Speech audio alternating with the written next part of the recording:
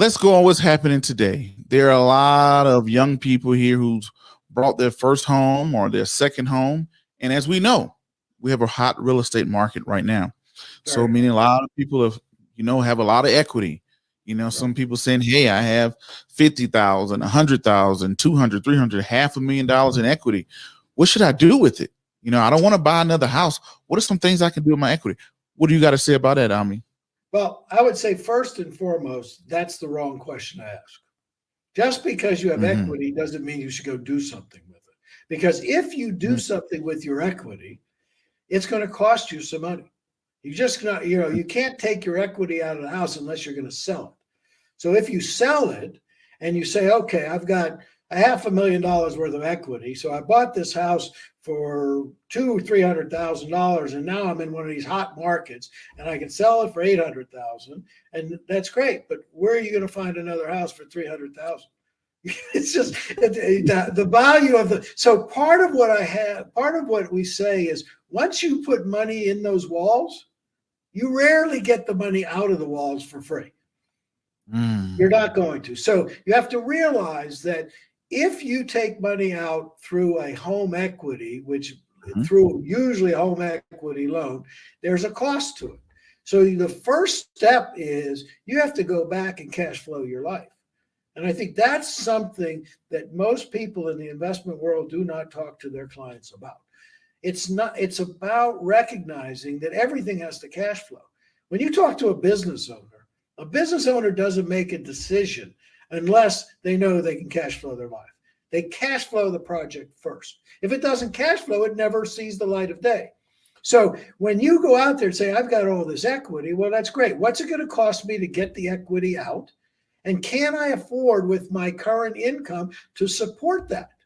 Now, if you're going to take that equity and you're going to turn it into another income producing vehicle, and you're comfortable that income producing vehicle can return more than your cost of equity, well, now you've got a winning formula.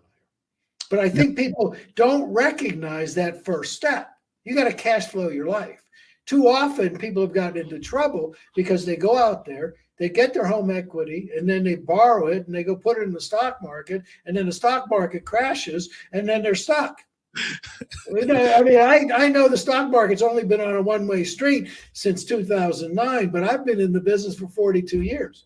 I've seen plenty of bear markets, with it. So I would not recommend that people take their home equity and go invest it in stocks or cryptocurrencies or anything else that has that risk. Now, if you want to take your home equity and go buy a rental property and start building something, or if you want to go out and take your equity and put it into some dividend income or use it for a business, but understand it comes at a cost. And as soon as you do it, you're increasing your risk.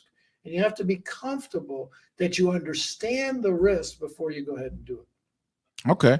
Now I got you use a very prominent word there. You said cash flow your life.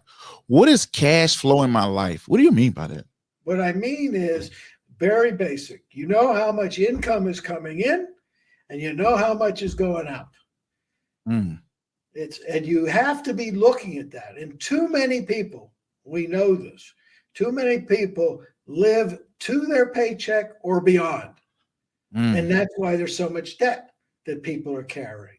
And that's the killer. So if you want to create significant wealth, you have to follow a basic principle that my father taught me years and years ago. For every dollar you make, 10% gets put away before you even begin to think about spending it. So you start building your savings with it. So cash flowing your life at the simplest level is knowing how much income's coming in versus how much you're spending. And at the end of the month, you've got some left over. Now that's at the simple level. When you start to look and start to project forward, which is what we do, because a lot of times we're dealing with people who are saying, I have built up so much, I have to make sure that I'm no longer working. I'm retiring and I'm thinking about that. Cash flowing their lives now means they have to take all their assets, create an income off of those assets so that, and we use age 99, so we stress it for a long period of time so that there's enough money around so that when you're 99 years of age, you could still do your life. Now, when you cash flow, you have to add in taxes.